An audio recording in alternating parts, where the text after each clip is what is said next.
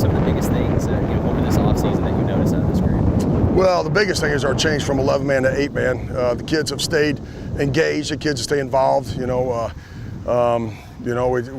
have a whole lot of kids, but the kids that are here have done very well. They lifted well in the off season, but we understand the competition that we're going to play, opening with Rector and then ICC, two teams that play for the state championship.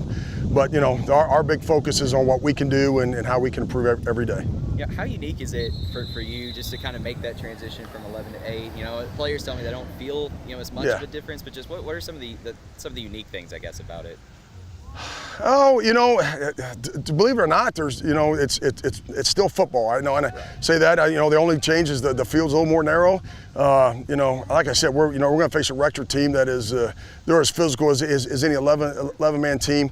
An ICC, they're going to go 11-man. So we just, there hasn't been anything unique because it's still 10 yards for a first down and 6 points for a touchdown. Right. I'm sure, because I've always been curious, just like strategy, like if anything changes as far as, playbooks and things like that. Oh, yeah. I talked to Coach Hendricks at Rector, and he said you'll have to adjust your blocking scheme a little bit. Things happen a little bit. Things happen faster, especially off the edge. There's, you're less one gap out there. So, I think a situation like that of how to, you sit there and think it's not a big deal, but it is a big deal. For sure. And then, just this group as a whole, just, looking, first, I guess, on the offensive side of the ball, just, what stands out about the group to you? Well, our emphasis this year has been our O-line, our whole line. We're seniors last year, so trying to come back.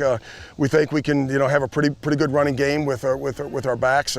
Our quarterback is playing very well right now, and if we can throw the ball a little bit, I think we have receivers that can get downfield. So, offensively, we'll have to find out what our bread and butter is going to be, and again, we'll find that out to weeks 1 or 2.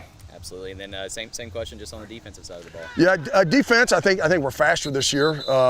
We got some smaller kids that are still pretty strong, but I think they're faster than they were last year. For sure. And then just this week as a whole, well, really just the whole month of August, just what are some of the biggest things that you're stressing to these guys just leading up to the first game? Details. It's details are going to win a game and they're going to lose a game, and details can be a 6-inch step. It's an offside penalty. I think the other thing is self-inflicted wounds. Let's get rid of those. So really don't worry about what the other team does. Let's worry about what we do, which are the details and the self-inflicted wound, and everything will take care of itself. Anything else you want to add about this group, or anything I might have forgotten to mention? No, we're just excited. It's a fun time for the town and for the kids, and you love Friday nights because of everything that it does for a school and a community.